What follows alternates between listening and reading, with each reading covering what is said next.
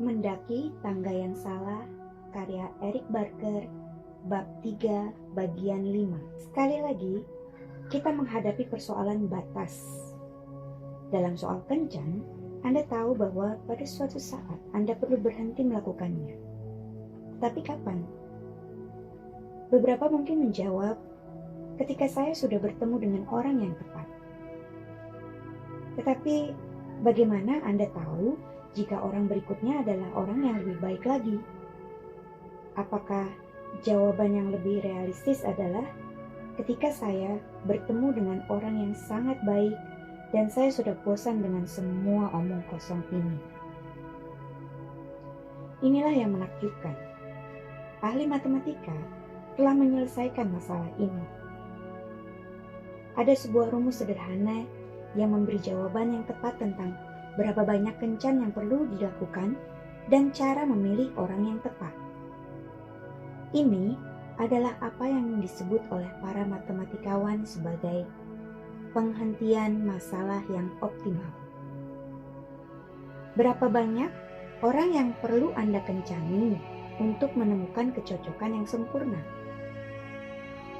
Matt Parker menjelaskan dalam bukunya Things to Make and Do in the Fourth Dimension. Pertama-tama, tebaklah jumlah orang yang mungkin akan pergi berkencan dengan Anda. Tebakan kasar akan cukup memadai. Tentu saja Anda harus tidur.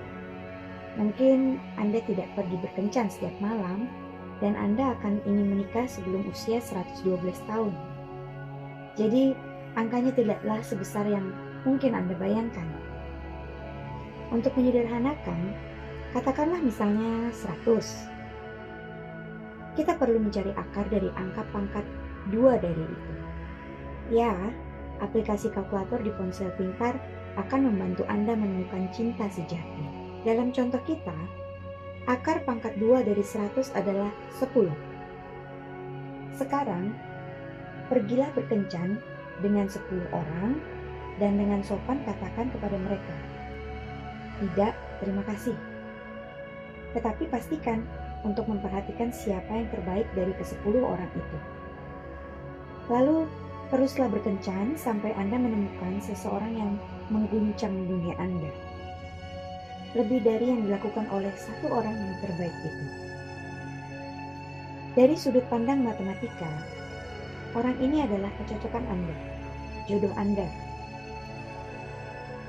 Tidak, Anda tidak wajib mengundang saya ke pesta pernikahan Anda, tetapi terima kasih Anda telah bertanya. Seberapa akuratnya rumus ini? Sangat akurat. Parker mengatakan bahwa dengan 100 calon pasangan, Anda memiliki 90% kemungkinan untuk mendapatkan yang terbaik dari kelompok itu. Menakjubkan, bukan? Tetapi, mari kita pikirkan. Anda tidak akan melakukannya. Ini sangat tidak romantis. Pada akhirnya, Anda akan mengikuti perasaan. Begitulah manusia. Banyak orang terikat dengan gagasan belahan jiwa. Orang sempurna yang khusus untuk Anda, yang akan baik hati dan sempurna, sangat memikirkan Anda dan pemaaf, membanjiri Anda dengan kebaikan dan hadiah, dan tidak pernah lupa mengeluarkan sampah. Tapi, jika belahan jiwa itu memang ada, berapa besar kemungkinan Anda untuk benar-benar menemukannya? Randall Munroe, pencipta komik web XKCD dan mantan pakar robotik NASA, memberi angka. Dan angka itu tidak cantik.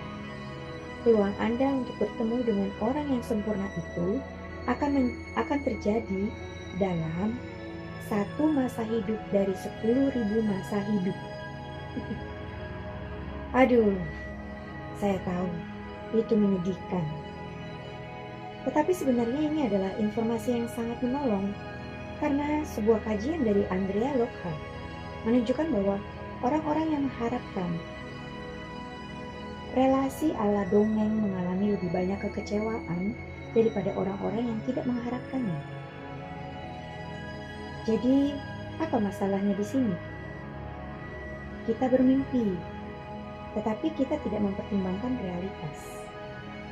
Kita tidak memikirkan rintangan yang dihadirkan oleh kehidupan agar kita bisa menyusun sebuah rencana yang kukuh untuk menemukan dan bertahan dengan seseorang yang istimewa itu. Ketika berpikir Anda dan pasangan Anda diciptakan untuk satu sama lain, akan sangat mudah untuk beranggapan bahwa Anda tidak harus mengupayakan relasi. Dan di era ketika perceraian sangat mudah dan pilihannya sangat banyak, tidaklah mengejutkan bahwa perceraian, kesetaraan dari menyerah atau berhenti dalam relasi menjadi begitu umum. Anda tidak akan mengatakan, "Saya telah mendapatkan pekerjaan impian saya. Sekarang saya bisa berhenti bekerja." Tetapi, orang sering melakukan hal seperti ini dalam relasi karena sudah ditakdirkan begitu. Sampai ternyata tidaklah begitu. Lalu, apa jawabannya? Kita akan terbantu jika kita melihat kutub lawannya, pernikahan yang dijodohkan. Tunggu dulu, saya bukan mengatakan kepada Anda untuk menikah dengan orang asing. Bertahanlah sebentar. Pada saat awal, pernikahan berdasarkan cinta lebih bahagia daripada pernikahan yang dijodohkan. Mendapatkan nilai 70 dari 91 dalam skala cinta. Versus 58 dari 91. Tidak mengejutkan, bukan? Tetapi di kemudian hari terjadi sesuatu. 1 dekade kemudian pernikahan yang dijodohkan memiliki nilai 68, sedangkan pernikahan cinta hanya memiliki 40. Apa yang terjadi?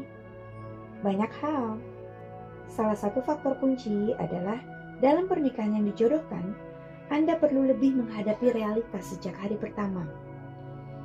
Anda tidak berkata, "Kami ini belahan jiwa," lalu kelak menjadi kecewa ketika semesta tidak menyajikan kebahagiaan pernikahan di atas piring perak. Dalam pernikahan yang dijodohkan, Anda berkata, "Saya terbelenggu kepada orang asing, dan saya perlu mengupayakan agar pernikahan ini berhasil." Jadi sejalan dengan waktu, seringkali Anda berhasil mengupayakannya. Dan seperti yang bisa dikatakan oleh setiap orang yang telah menikah, pernikahan membutuhkan upaya.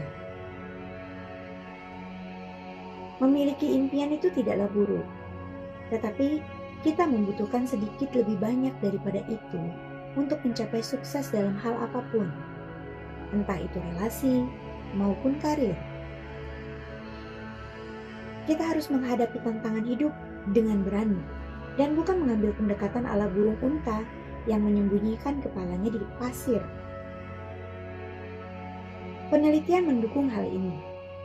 Jika kisah dongeng meramalkan masalah, melihat cinta sebagai perjalanan adalah sikap yang sehat. Mungkin romantis bagi para kekasih untuk menganggap mereka diciptakan untuk satu sama lain. Tetapi itu bisa menjadi bumerang ketika muncul konflik dan realitas memecahkan gelembung persatuan yang sempurna. Tetapi menganggap cinta sebagai perjalanan yang seringkali termasuk jalan yang memutar dan berkelok, yang pada akhirnya bergerak ke arah tujuan, akan menghilangkan beberapa dampak dari konflik relasi.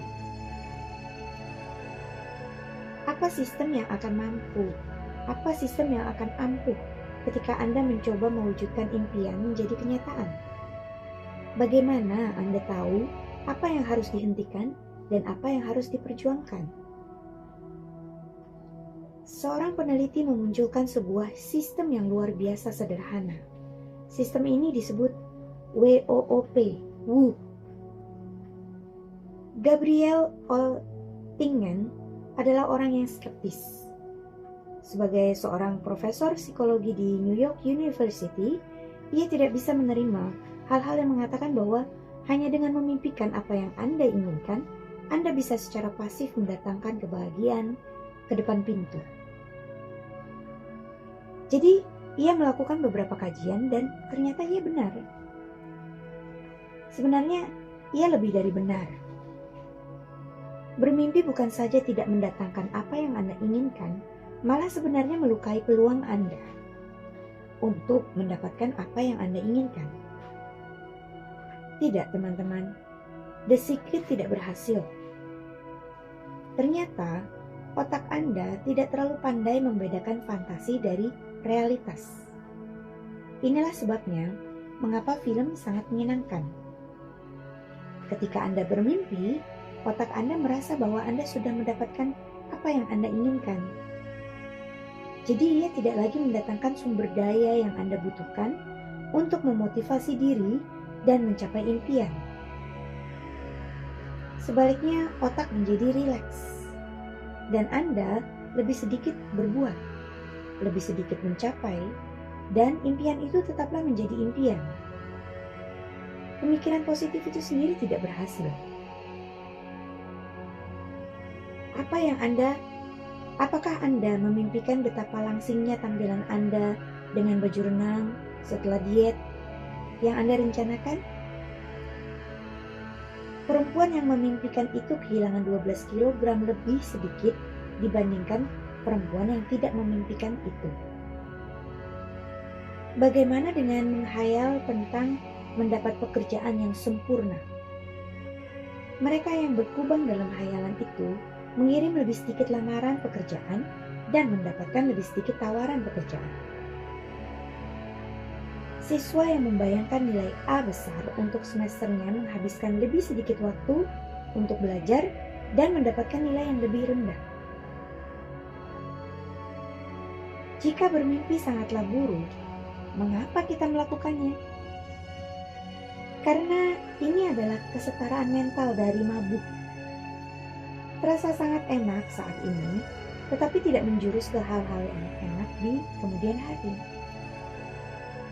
Berhayal akan memberi imbalan kepada kita sebelum menyelesaikan tugas dan menyedot energi kita yang kita perlukan untuk mewujudkannya.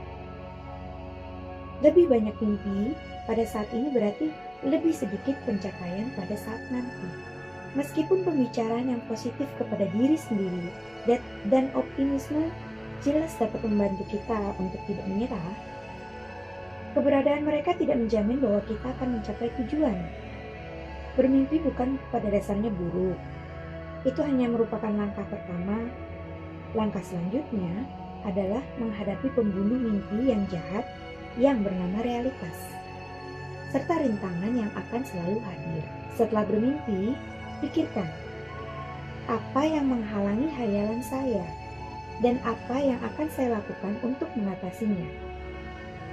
Istilah psikologisnya adalah implementasi niat. Anda dan saya bisa menyebutnya sebagai rencana.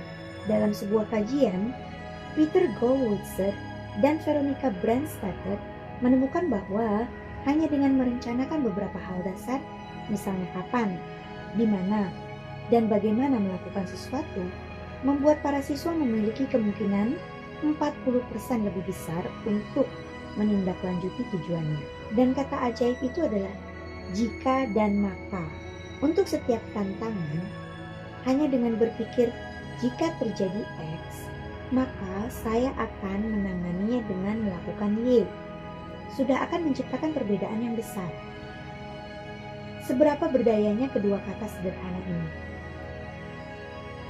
Mereka bahkan berhasil bagi orang-orang yang memiliki masalah perilaku yang sangat serius, pecandu obat-obatan yang sedang mengalami gejala pengertian obat. Tanpa implementasi niat, jika maka, tidak ada orang yang menindaklanjuti pembuatan resume dan lamarannya. Tetapi, ketika dua kata ajaib itu digunakan terlebih dahulu, 80% orang siap untuk melamar kerja. Apa yang sangat berdaya di sini? Anda melibatkan benak tidak sadar Anda. Alih-alih menunggu sampai masalah muncul, Anda memberi kebiasaan respon kepada otak untuk bertindak secara otomatis. Anda bisa menemukan akar dari cara kerja metode ini di mana-mana, mulai dari falsafah kuno sampai unit elit militer modern. Kaum Stoik menggunakan gagasan yang disebut Premeditasi